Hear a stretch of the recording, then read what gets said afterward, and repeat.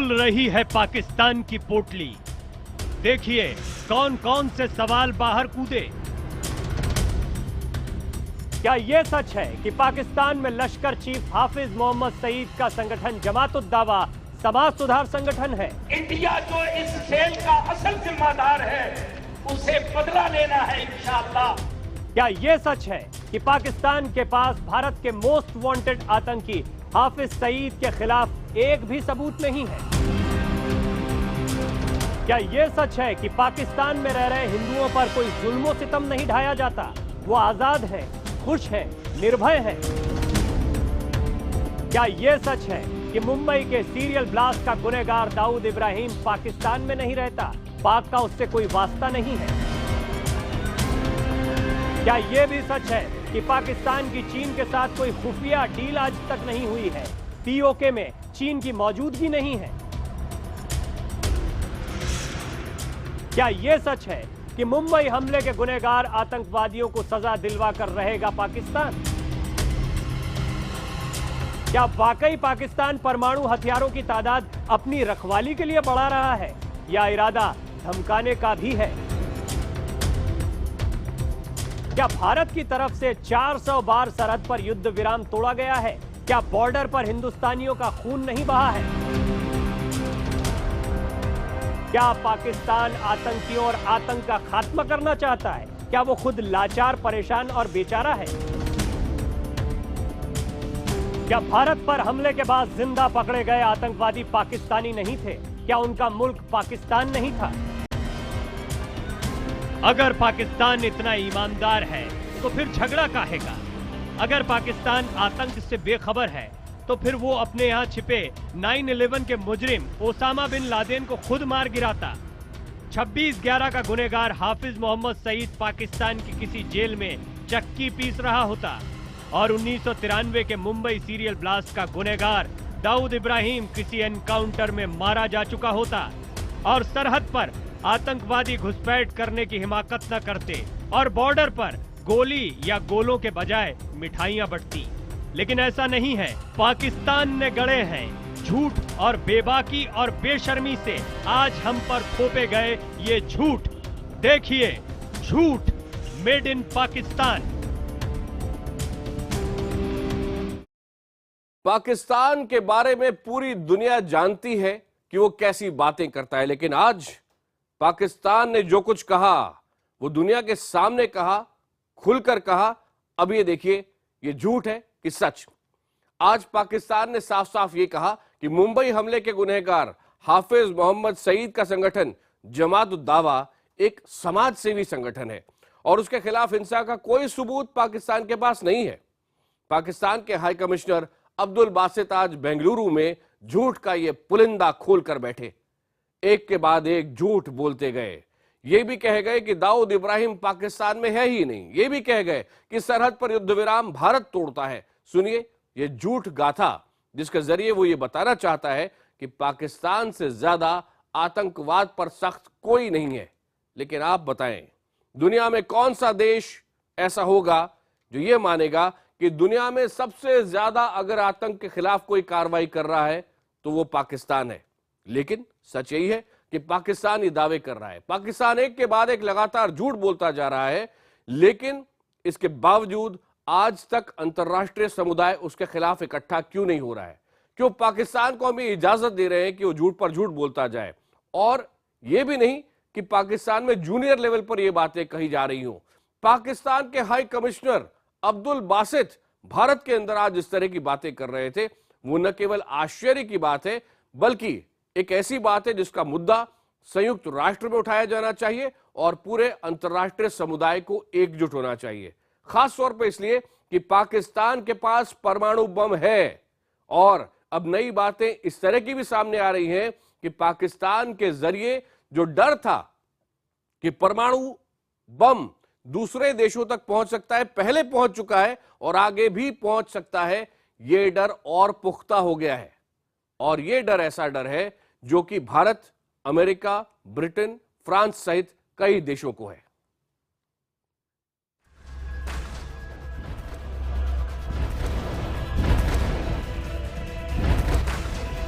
अपनी मिट्टी पर पलता आतंकवाद हो, या सीमा पर फायरिंग, या युद्ध विराम का उल्लंघन कर आतंकियों की फौज भारत में घुसाना हो, या फिर परमाणु हथियारों का जमावड़ा कर अपनी धमक जताना हो, पाकिस्तान क्या कुछ नहीं जानता?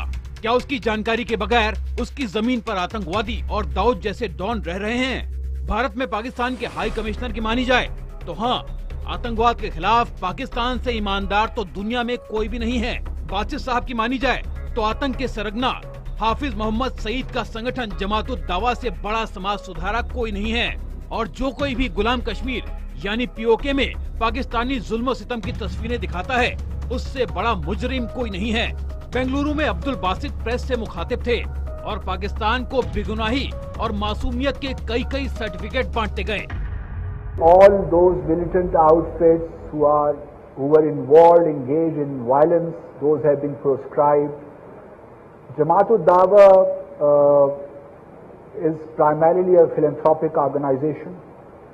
We do not have any evidence of its involvement in violence, but we are watching the organization very closely, and if we find any evidence of its engagement in violence or its involvement in violence, rest assured, law will take its course.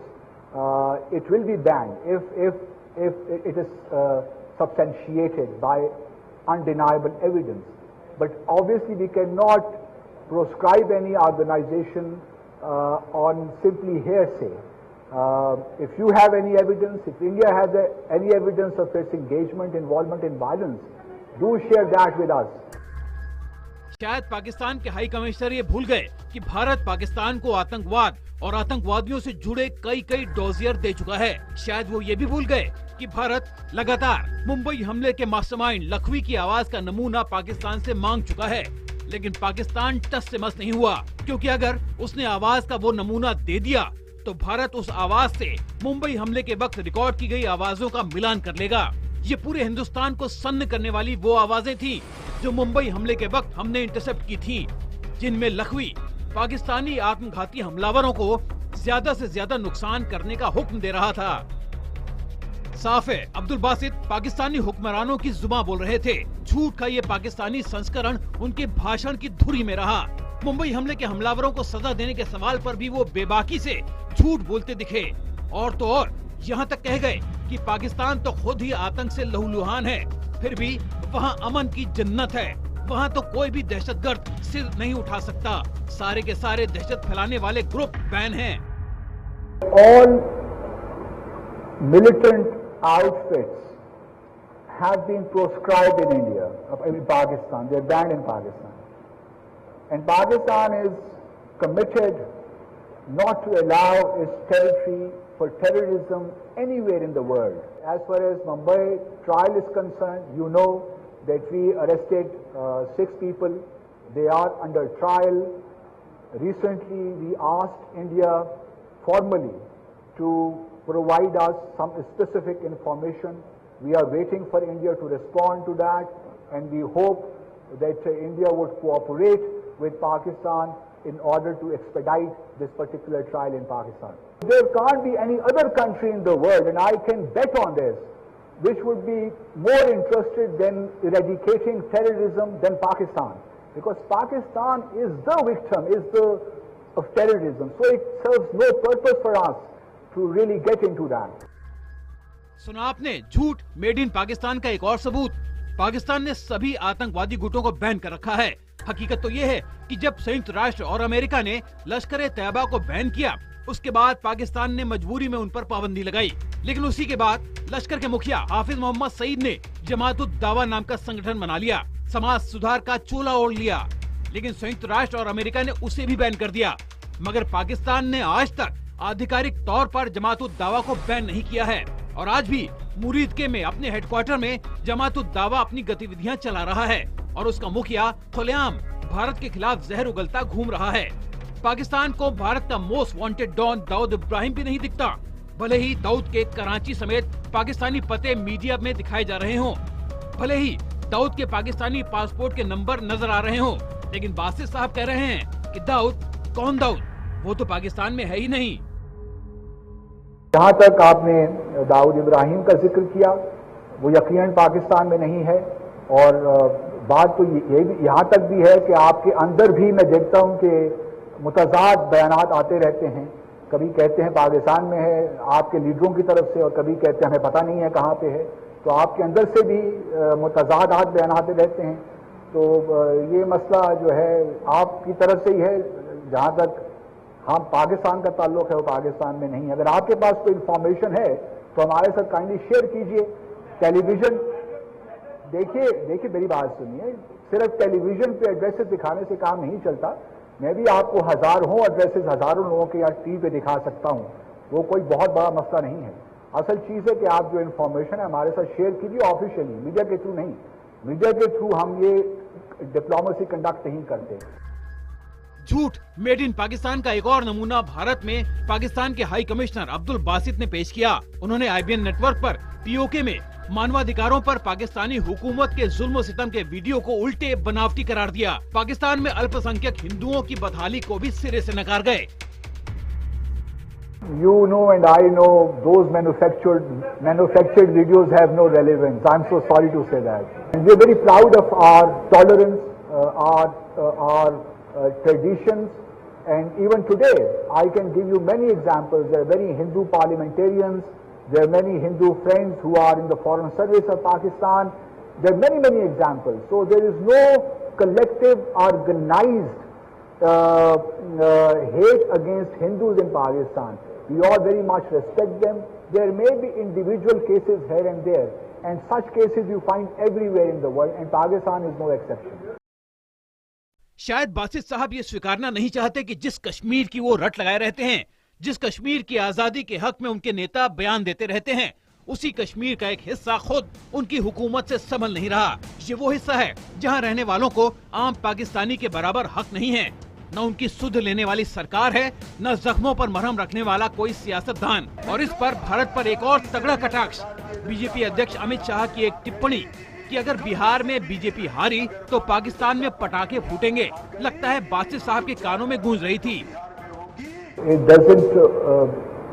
The statement or the remarks made by the president of the BJP, it would not be correct for me to respond to that. But I can tell you that India bashing, at least in Pakistan, is no more, an issue in our elections. There is no India bashing anymore in elections in Pakistan.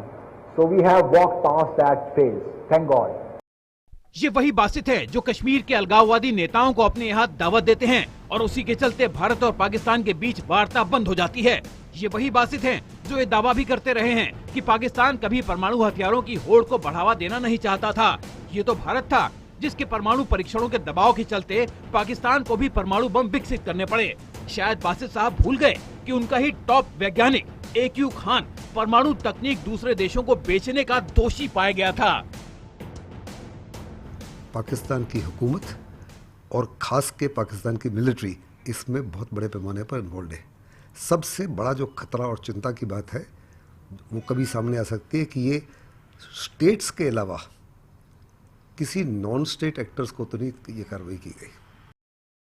दिलचस्प बात यह है कि जब अब्दुल बासित पाकिस्तान के झूठ का पिटारा खोल रहे थे, उसी वक्त हजारों किलोमीटर दूर अमेरिका में पाकिस्तान की खिल्ली उड़ रही थी।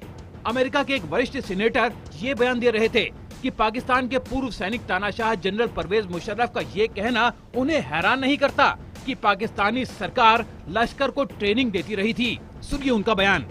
मैं हैरान नहीं हूँ ये सुनकर कि पिछले सालों में पाकिस्तान ने लश्कर को मदद दी थी। मुझे लगता है कि पाकिस्तानी सरकार और लश्कर के रिश्ते और उस रिश्ते का 2008 में मुंबई हमले में हाथ से इनकार करना मुश्किल होगा। साफ है बासित साहब का झूठ मेड इन पाकिस्तान ज्यादा दिन नहीं टिकने वाला।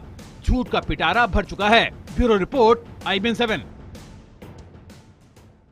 राष्ट्रीय स्वयंसेवक संघ देश के कुछ हिस्सों में अल्पसंख्यकों की बढ़ती आबादी से चिंतित है।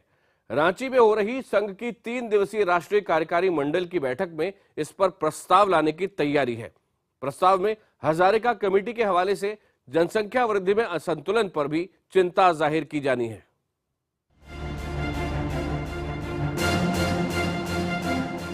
रांची में शुरू हुए आरएसएस के 3 दिन के मंथन का एक अहम विषय है जनसंख्या वृद्धि में असंतुलन। दरअसल जनगणना के हाल के आंकड़ों में मुस्लिम आबादी में इजाफा दर्ज किए जाने के बाद से ही संघ खेमे में चिंता है। संघ के अखिल भारतीय प्रचार प्रमुख मनमोहन वैद्य ने बैठक की पूर्व संध्या पर कहा कि हाल ही में आए जनगणना के आंकड़े जनसंख्या वृद्धि में असंतुलन दिखाते हैं। उन्होंने कहा कि बैठक में इस विषय पर गहन विचार विमर्श किया जाएगा और इस संबंध में एक प्रस्ताव पारित किया जा सकता है। जनसंख्या वृद्धि में जो असमानता इम्बैलेंस दिख रहा है, उसके बारे में कुछ यहाँ पर विचार प्रस्तुत होंगे। उसको लेकर जनता को आह्वान करने वाला कोई न कोई पॉलिसी के बारे में सुझावात्मक ऐसा प्रस्ताव आने की संभावना है।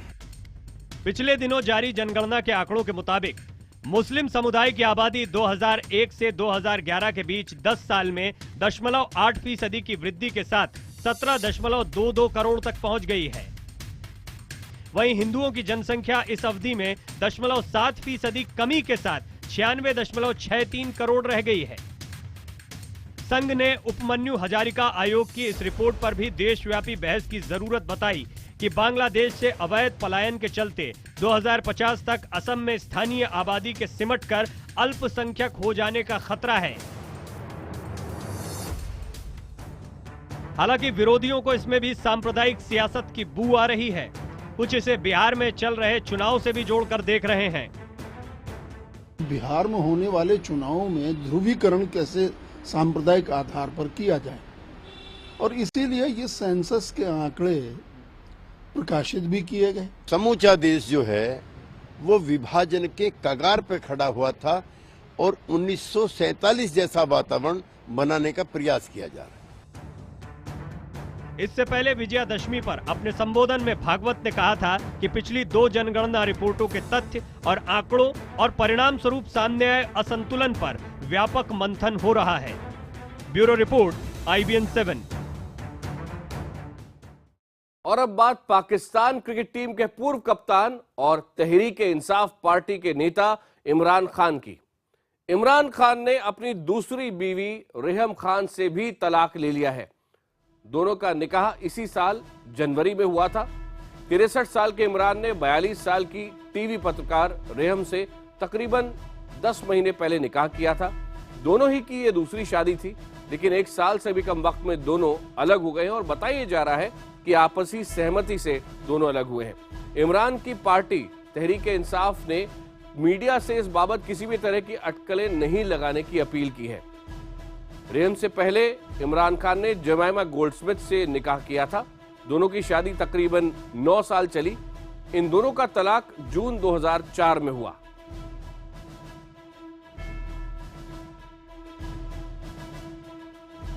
इंडिया 9 बजे में आज इतना ही।